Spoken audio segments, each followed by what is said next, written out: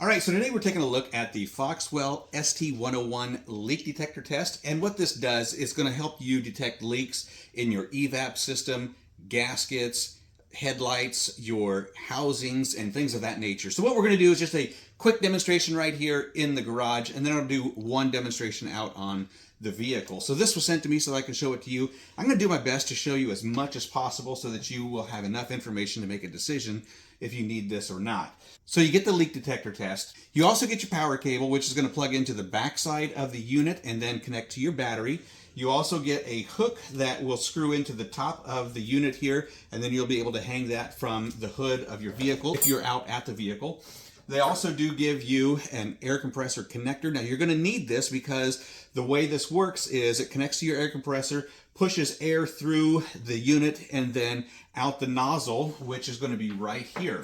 This is going to connect to the backside of the leak detector, and then this is going to go into an evap hose or some other hose or housing to see if there's any holes or leaks in it.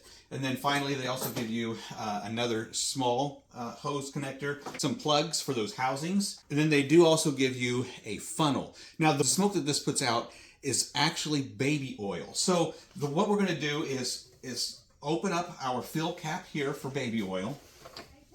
And then this is going to sit right inside here. We're going to dump our baby oil in. And then we've got a little window here on the side indicating how much oil is in there.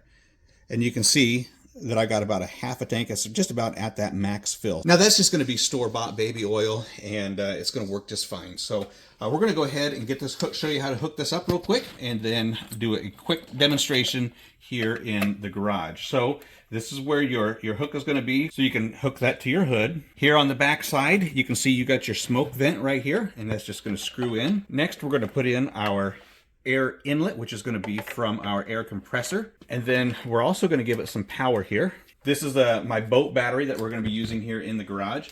And you just want to make sure that you get your negative to negative and your positive to positive. And you can see that I do have power on just when I connect it to my battery. Just like that. And I do have a start and a stop. So my air compressor is just going to connect to the chuck. And for your first use, it might take about a minute for that to start coming through the tube, but we're going to see smoke pump out of here. There we go. Takes about 30 to 60 seconds for that to start to come out. Now what you're going to do is you're going to take it and connect it to an evap hose or to a radiator hose, a smaller radiator hose, or maybe to a housing, and then it's going to go through the hose and come out just like that.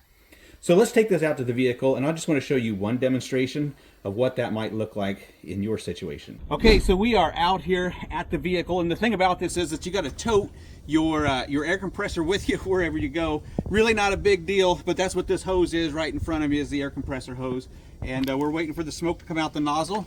There it is right there. I know it's hard to see, but we're going to check some hoses right here, see if there's any leaks. So that's what we're going to do, is just put it in there nice and snug, get it sealed as best as you can, and then we're just pumping smoke through there. Now remember, this is non-toxic. It is it's just baby oil, and I don't see any leaks here. And then we can also stick it right in here and show you. Now we do have our air filter right here. Air filter is pretty dirty, so I'm assuming that there's not going to be any smoke. Oh, it is coming up through the air filter, even through a dirty filter. We do need to clean this, there's no doubt, but I'm just demonstrating here how you would use this. So if you had leaks on your hoses, you could disconnect your hoses, stick that nozzle up through there, and see if there is any holes or where that leak might be. So what this is going to do is going to save you time. It's going to save you a bunch of finances. Instead of going to the mechanic, having him find out where your leak is, you can do that yourself with this leak detector test from FOXWELL. It's one that I would definitely recommend.